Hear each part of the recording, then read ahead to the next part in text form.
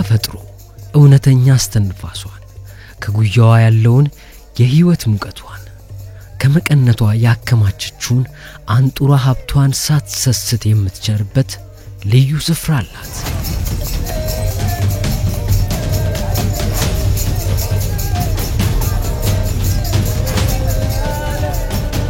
ምድሪቱ ድግስ እንዳሰናዳችም መቤት ዳሷም ወለሏም አረንጓዴ ተነጥፎበታል። በዚህ ቦታ ተፈጥሮ ያለ ልክ ያለ ገደብ ፈገግ ብላለች።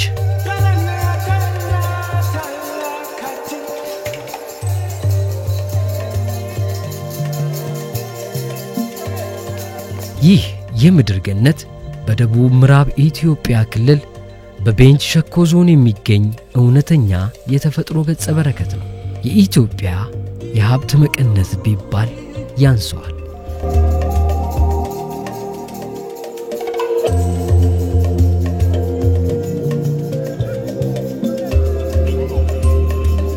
መሬቱ ለም የሰጡትን የሚያበቅል ቡናው፣ በቆሎ፣ ሩዙ፣ ሰሊጡ፣ ቁንዶ በርበሬውና ኮረሪማው፣ የሙዝ ጫካውና የማንጎ መትረፍረፍ፣ የቢጫ ንቦቹ መገኛ፣ የማሩ መንደር፣ የቅቤው ጎተራ ምን አለፋችሁ እዚህ የሌለ ነገር የለም።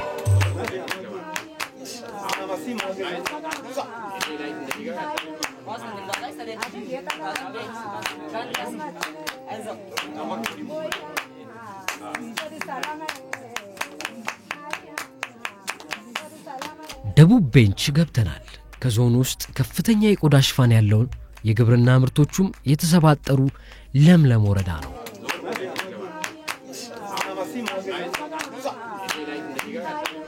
እንግዲህ ደቡብ ቤንች ወረዳ እንዳጠቃላይ ሰፊ ወረዳ ነው። በውስጡ ወደ 5 ቀበሌዎችና 3 ላባደር ቀበሌዎች ያሉባት ወረዳ ናት።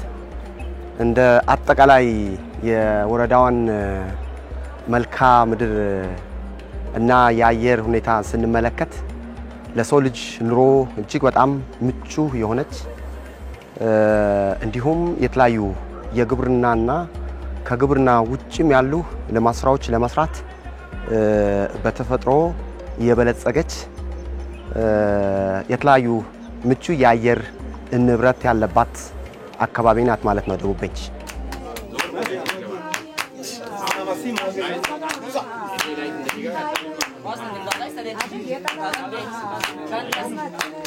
በዚህ ወረዳ ለመመልከት እድል ያገኘነውና በስፋት በመመረት ላይ የሚገኘውን ቀይ ሽንኩርት ክላስተር ነው። የሽንኩርት ክላስተር ምንላቸው አሉ። የቡና ክላስተር አለ፣ የቅመም ቅመም ክላስተር አለ፣ የበቆሎ ክላስተር አለ። ስለዚህ እነዚህ በየክላስተሩ ይመረታሉ ማለት ነው። ከዛ ውጭ አነስተኛና ማዛማ ቅመማ ቅመም የሚባሉ በስፋት ይበቅላሉ።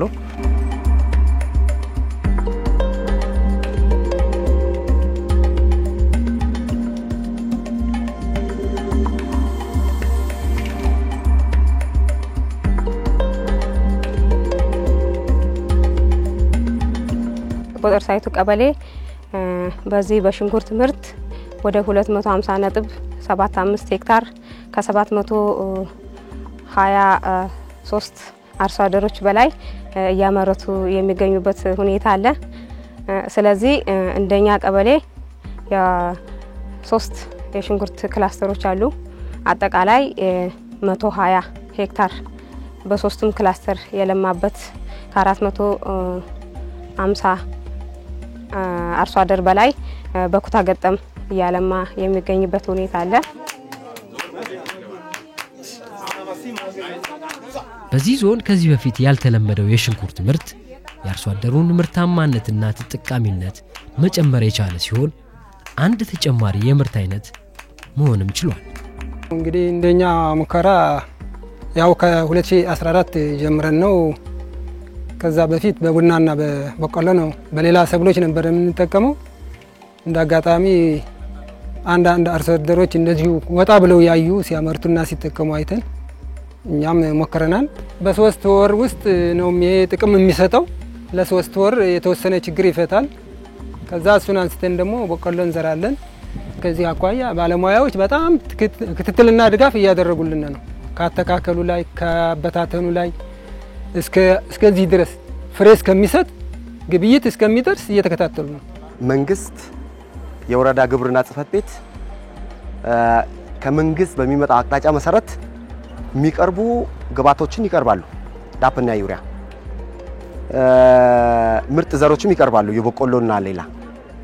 ግን ከቀይ ሽንኩርትና ቀይ ሽንኩርት ነክ ሆኖ እነዚህ የስራ አካባቢ ላይ አንዳንድ በፕሮጀክቶች መንግስታዊ ያልሆኑ ድርጅቶች በሚደግፉ ካልሆነ በስተቀር እንደ ወረዳ የቀይ ሽንኩርት ዘር ቀርበው ልክ ዳፕና ዩሪያ አርሶ አደሩ ከፍሎ እንደሚወስድ ምርጥ ዘር እኛ አቀርበን ከፍሎ እንደሚወስድ እየተደረገ እንዳልሆነ እኛም ገምግመናል። ይሄ በቀጣይነት መስተካከል ያለበትና እኛም እንደ ወረዳ መንግስት አሁን የአግሮ ኢኮሎጂ በሚፈቅደው ምርትና ምርታማነትን ሊሰጥ የሚችል የደቡብ ቤንች ወረዳ በየቀበሌ ያለው ወጥ ላይሆን ይችላል። ስለዚህ ክላስተሩን መነሻ መሰረት ያደረገ ምርጥ ዘርና ኬሚካሎችን በአግባቡ ለአርሶ አደር በማቅረብ አርሶ አደሩ በሚፈልገው ልክ ወስቶ ተጠቃሚ እንዲሆን እንደ ወረዳ እየሰራን ያለንበት ሁኔታዎች አሉ።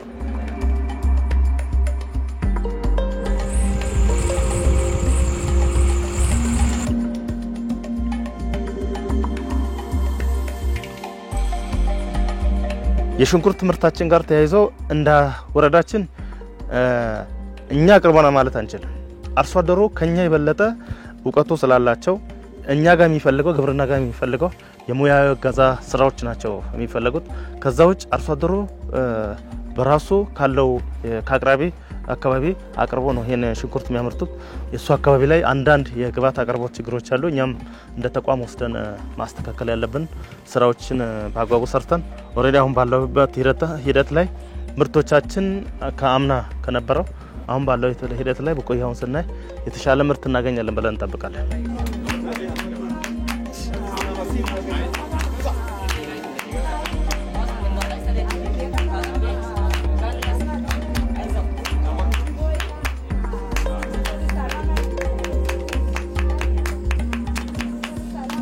ሌላኛውና በመልከታችን የተገረምንበት የደቡብ ቤንች ወረዳ ግብርና ቢሮ ትሩፋት የሆነው 12ኛ ክፍል ጨርሰው ስራ በማጣት ቤት የተቀመጡ ወጣቶችን ተደራጅተውና አሰልጥነው ወደ አምራችነት የቀየሩበት ፕሮግራም ነው። ፕሮግራሙ አደይ ፕሮጀክት በመባል ይታወቃል። ከተረጅነት ነፃ የሆኑ ወጣቶችን ማፍራት ችሏል።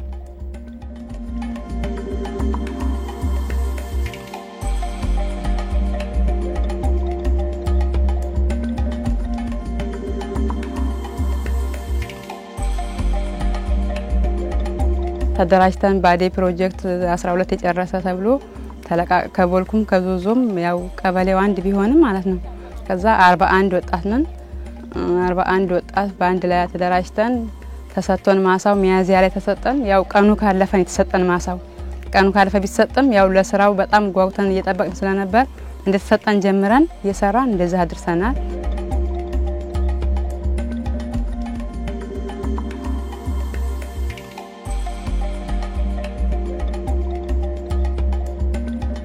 አደይ ፕሮጀክት ነው። ያው ሰፈራችን የተማረ ተምሮ የጨረሰ ቁጭ ያለ ምናምን ብሎ ሴቶችንም ወንዶችንም ሰብስቦ ወስዶ አሰልጥኖ አመጡ ነፃ ዘርና ነፃ ዳፕ ዩሪያ ምናምን አበርክቶልናል። እሱን እናመሰግናለን ብለናል። የግብርና ባለሙያዎች ስራውን እግር በእግር እየተከታተሉ ያስፈጽማሉ።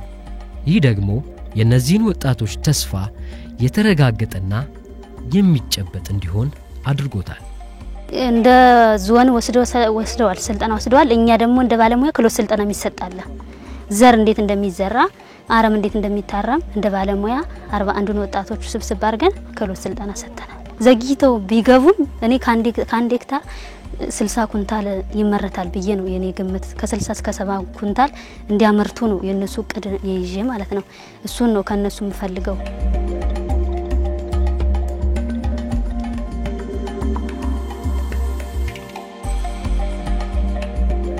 የወረዳው አስተዳደር እንደሚናገሩት የወረዳው አርሶ አደር ምርታማ ከመሆን በዘለለ በህዝባዊ ተሳትፎ ንቁ የሆነና ከመንግስት በጀት ሳይጠብቅ የልማት ሥራዎችን ሰርቶ ራሱን ተጠቃሚ የሚያደርግ ነው።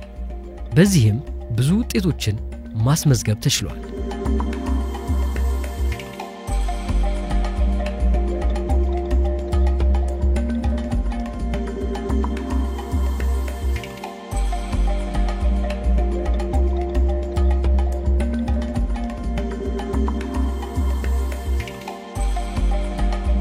ደቡብ ቤንች ወረዳ ህዝብን በማሳተፍ በመነጋገር በመግባባት ብዙ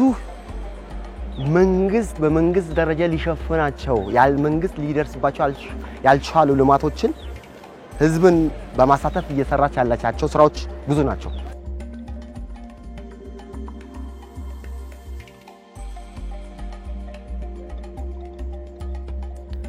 የዞኑን ምርታማነት ከሚመሰክሩት ወረዳዎች አንዱ በሆነው ሼቤንች ወረዳ ተገኝተናል። ደጋማ ከሆኑትና የቅመማ ቅመም አውራ የሆነው ኮረሪማ በስፋት የሚመረትበት ነው። ወረዳው በእንስሳት ሀብቱም በጣም ታዋቂ ነው። የአርሶ አደር በፍጥረት ምርትና ምርታማነትም ከመጨመርና ወደ ገበያ ወጥቶ የአርሶ አደርነት ሊቀየር የሚችል ብለን ከለየናቸው አንዱ የኮረሪማ ክላስተር ስራ ናቸው። ወደ 8 የሚሆኑ ቀበሌዎች በኮረሪማ ክላስተር የሚታወቁ ናቸው። ከ3000 ቶን በላይ ዘንድሮ በማዕከላዊ ገበያ አቀርበናል። ዘንድሮ ደግሞ እንደ አርሶ አደር በጣም ኦፖርቹኒቲ ነው ብለን የጨመርነው የኮረሪማ ምርታችን በአገር አቀፍ ገበያ ደረጃም ጨምሮ በዓለም አቀፍ ደረጃ በጣም ተፈላጊ ከመሆኑ የተነሳ አንድ ኮረሪማ አሁን ባለው ገበያ ሁኔታ 1 ኪሎ ግራም ኮረሪማ እስከ 2000 ብር የተሸጠ ያለበት ሂደት አለ። ስለዚህ ይህን ተከትሎ ዘንድሮ በ1.5 ሚሊዮን የኮረሪማ ምርት በወረዳ ደረጃ ችግኝ አዘጋጅተናል። 400 ሄክታር ከሽፋኑ ዘንድሮ ኮረሪማን ብቻን በዚህ ክረምት ላይ የተከላ መርሃ ግብር ላውንች አድርገናል።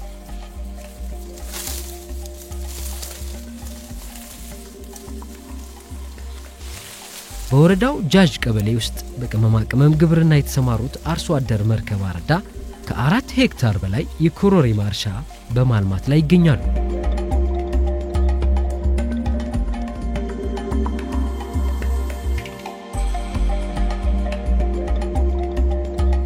በእኔ ባሉት ኮረሪማ ሄክታር መጠን 4.5 ሄክታር ነው። በ4.5 ሄክታር በአመት የተገኘው ምርት በቀይ ቢለቀም 35 ኩንታል ነው። ያ 35 ኩንታልን ቢደረቅ በሳይንሳዊ አማካኝነት ቢደረቅ 11.6 ኩንታል ነው በደረቅ በአመት የተገኘ ነው። ይሄንን ወደ ብር በቀየር ግማሽ ሚሊዮን ያገኛሉ።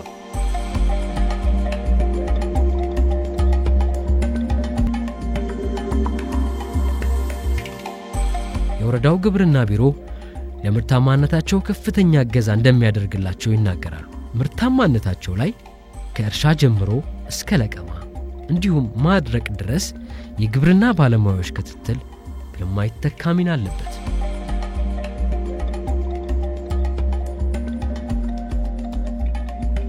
መሰረታም የተሻለ ዶማሳተገ የገመስ ቆጋ ላውጥ እንዲያቱን ተግስ ኦርቱ ሳይወጥ እንቃጠለ እንዲያም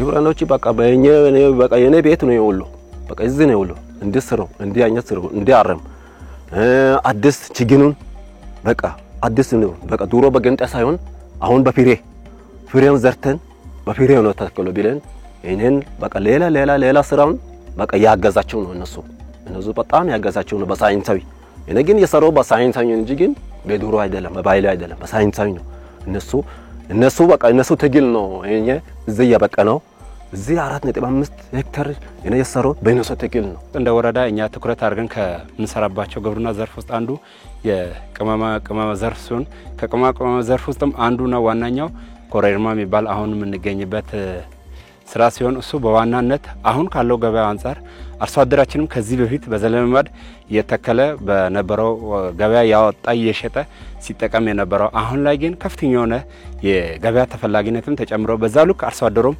በራሱም እኛም እንደ ተቋም የችግኝ ጣቢያዎችን በማቋቋም አርሶ አደሩ ከዚህ ዘርፍ ለራሱ ተጠቅሞ ሀገርን መጥቀም አለበት ከሚል አንፃር እንደ ወረዳ መንግስት ወደ 4 ሚሊዮን ችግኝ ጣቢያዎችን በማቋቋም በበጀትም በመደገፍ አርሶ አደሩ በመከፋፈል አርሶ አደሩ ከጊዜ ወደ ጊዜ የወረዳችን በዚህ በኮሪደር የሚሸፈነው የመሬት ሽፋን እንዲጨመር በማድረግ አሁን እንደ ወረዳ ወደ 13000 ሄክታር ደርሰናል።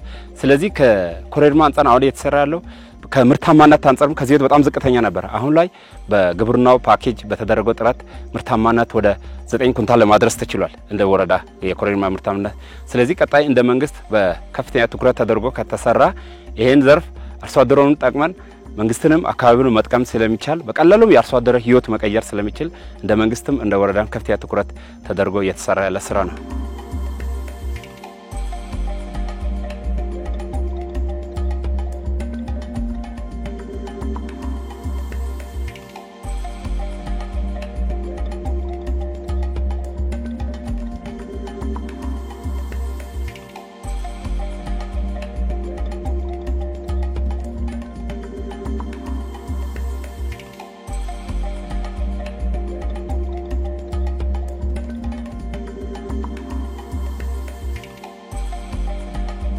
እንደኛ ዞን ከሌላ ድጋፍ የመጠየቅ ባህል የለም።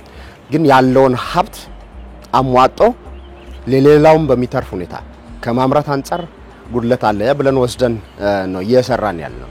ስለዚህ ከዚህ አንፃር በምግብ ራስን ከመቻል አልፎ ገበያ ላይ አቅርቦ በኢኮኖሚ ተጠቃሚ መሆን አለባቸው አርሶ አደሩም ወጣቱም የግል ባለሀብቱም በሚል በ2017 በነበረን የበልግ ንቅናቄ አጠቃላይ ከግብርና ባለሙያዎች ጋር ውይይትና ግምገማ ተካሂዷል።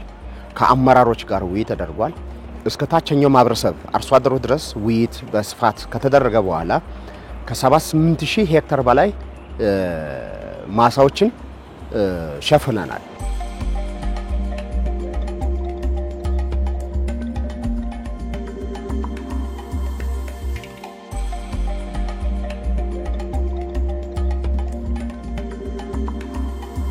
በቆሎን ወደ 40 ሄክታር የሚሆን ማሳ በበቆሎን የሸፈነው ወደ 21 ሄክታር ማሳ ደግሞ በሩዝ ነው የሸፈነው።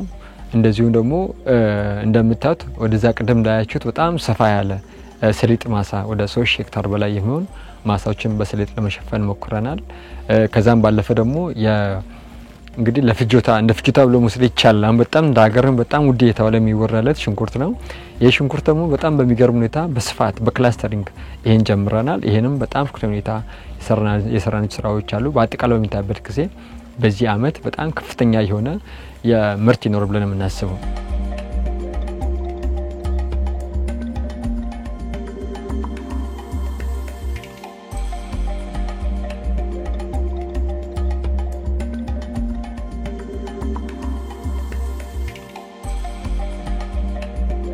በዞኑ በግብርና ዘርፍ ተሰማርተው ለሚሰሩ ተቋማትም ሆነ አርሶ አደሮች እንደ ከፍተኛ ማነቆ ሆኖ የሚነሳው ምርት ከተሰበሰበ በኋላ የሚገጥመው የገበያ ትስስርና የተደራሽነት ችግር ነው።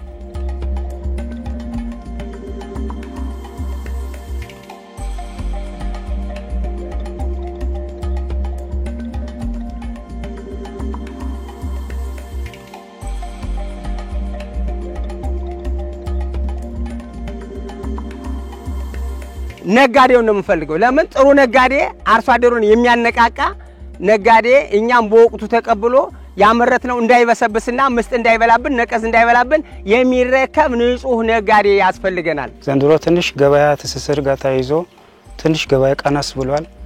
ቢያንስ የተሻለ ነጋዴ ገበያም በመንግስት በኩል ትስስር ተፈጥሮ የተሻለ ነጋዴ መጥቶ እኛ አካባቢ ወይ መጋዘን ነገር ተከፍቶ በመንግስት በኩል መጋዘን ተዘጋጅቶ በውድ ዋጋ ብንሸጥ በጣም ውጤታማ ነው የምንሆነው። እንድታሰምሩበት የምንፈልገው ምንድነው የገበያ ትስስሩ ነው።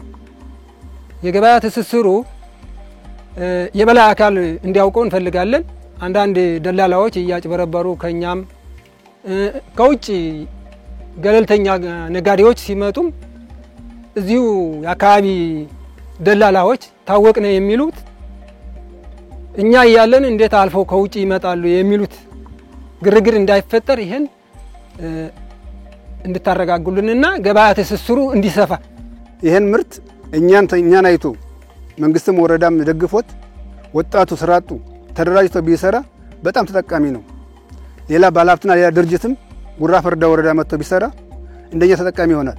መንግስት አይቶ ገበያና ትስስር ካስፈጠረ የሆነ ራሱን የሚቋቋም የሚሰራበት ተቋም ወይም የሚረከብበት አካል ከፈጠረ ይሄንን በትንሹ እየሰራ ነው በስፋት ለመስራት ሰው አሁን ወደ እኔን ተሞክሮ በማየት በስፋት ለመስራት ዝርያም የጠየቁ ለማምረትም የሚፈልጉት አካል እንዳለ ነው። ግን ማሽን ነገሮችም ተተክሎ የሚሰራበት የሚረከብበት ግለሰብ ራሱ በቃ ፎርጀት ራሱ ይሄንን የሚቀበል ፎርጀት ቢገኝ ከዚህ በኋላ ያለው በሰፊ የሚገኝበት አሰራር ይፈጥራል። እንደ ሸኮ ወረዳ ጋር ስናይ አሁን ያው ስራው በጣም የተጀመረና ሂደት ውስጥ እንዳለን አሁን ይታያለን።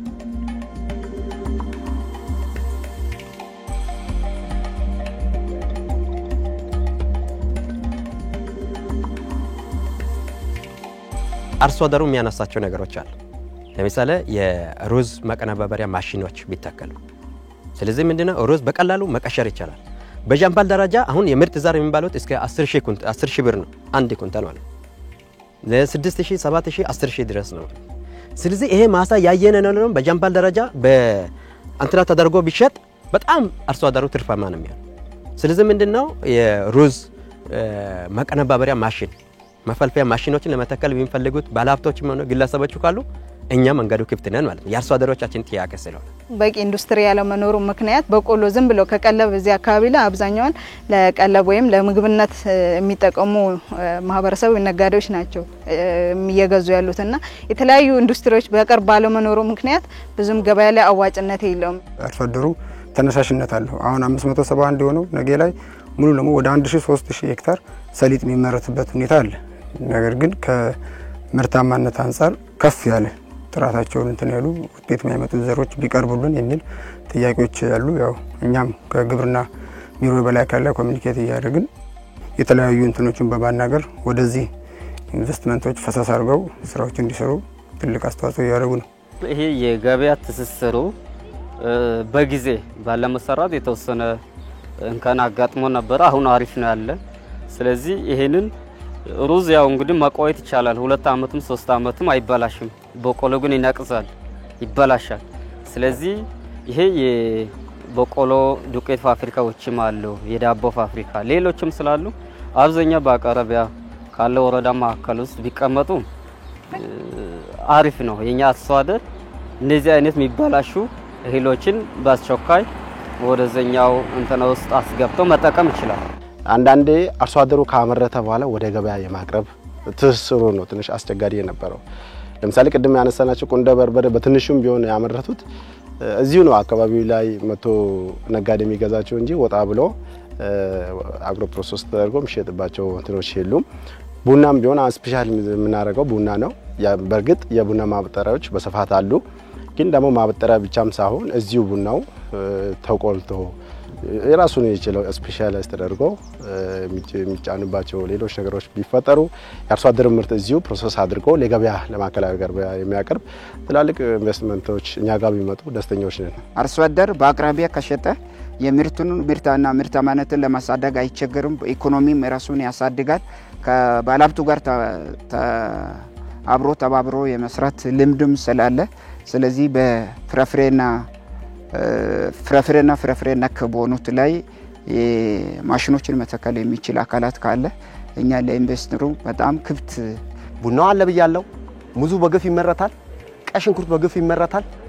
ከዛ ጋር ተያይዘው የገበያ ትስስር ጉዳይ እኛ ምናልባት እንደ ወረዳ ከአጎራባች ወረዳዎቻችን ጋር ከዞን መንግስትና ከሚመለከት አካል ጋር የምናደርገው ቁርኝት ገበያ ትስስር ለመፍጠር የምናደርጋቸው ጥረቶች ቢኖሩም አሁን ካለን እያመረት ነው ከምንለው አንፃር የገበያ ትስስር በደንብ ሊሰራበት ይገባል ብለን እኛም ይሰራንበት የሚፈልገው ምርት ነው አይደለ? በጣም ያመረትን ነው።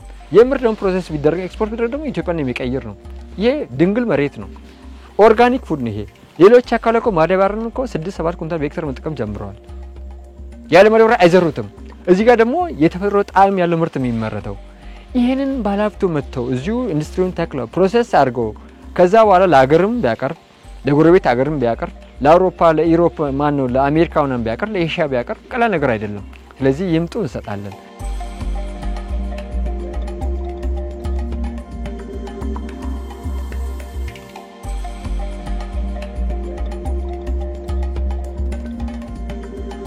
በዞኑ የግብርና ምርትን ለሚያቀነባብሩና በግብርናው ዘርፍ ለሚሰማሩ አልሚዎች በተደጋጋሚ ጥሪ ቢቀርብም ጥሪውን ተቀብለው ወደዚህ የሀብት መቀነት ወደ ሆነ ምድር ያቀኑት ጥቂቶች ናቸው።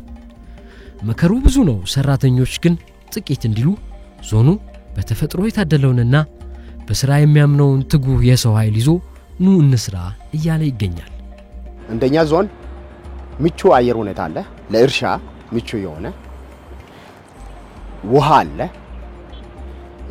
ጥሩ መሬት አለን፣ ጥሩ የሰላም እና የጸጥታ ሁኔታ አለ። ስለዚህ እነኚህ ምቹ ሁኔታዎች አሉ። በተጨማሪ ደግሞ ልማትን የሚያፋጥኑ ከመሀል ሀገር ጋር እኛን የሚያስተሳስሩ በርካታ መሰረተ ልማቶች እየተሰሩ ነው። አንደኛ ኤርፖርት እያለቀ ነው። ጥሩ ደረጃ ላይ ነው አሁን ያለው፣ ወደ አስፋልት ማንጠፍ ደረጃ ደርሷል። ደንቢ ሎጅ ደግሞ የተኛውም ገስት ወይም እንግዳዎች መጥተው ለማረፍ ኢንተርናሽናል ደረጃውን የጠበቀ ደንቢ ሎጅ በክቡር ጠቅላይ ሚኒስትር ተሰርቶ አሁን ለምረቃ እየተዘጋጀ ነው። እዛ ላይ ከተማ ውስጥ ደግሞ ደረጃውን የጠበቁ ሆቴሎች አሉ። ስለዚህ ቀጣይ ወደ ሚዛን መምጣት በጣም መንገዱ አጭር ነው፣ መሬቱ ምቹ ነው፣ አካባቢው ሰላም ነው። ከተማ ላይ ኢንቨስት ለማድረግ ከ4 ደረጃ ኮከብ በላይ ለመገንባት ለሚፈልጉ ወይም 3 ደረጃ ኮከብ በላይ ለመገንባት ለሚፈልጉ ከየተኛውም ጫራታና ጸባ ሆነ በሊዝ መነሻ ዋጋ መስጠት እንችላለን። በገጠር ውስጥ ደግሞ ኢንቨስት ለማድረግ ለሚፈልጉ ምቹ መሬት ሁኔታዎችን እናመቻቻለን። ስለዚህ ይሄ ሁሉ እድል ስላለ አሁን አዲስ አበባና ሚዛን ከዚህ በኋላ በጣም ቅርብ የአንድ መንደር ከተማዎች ናቸው ብለን ነው የምንጠብቀውና ስለዚህ ማልማት የሚችሉ ማንኛውም አልሚ ባለሀብት ወደ አካባቢያችን መጥተው እንዲያለማ በዚህ አጋጣሚ ጥሬን አስተላልፋለሁ። አመሰግናለሁ።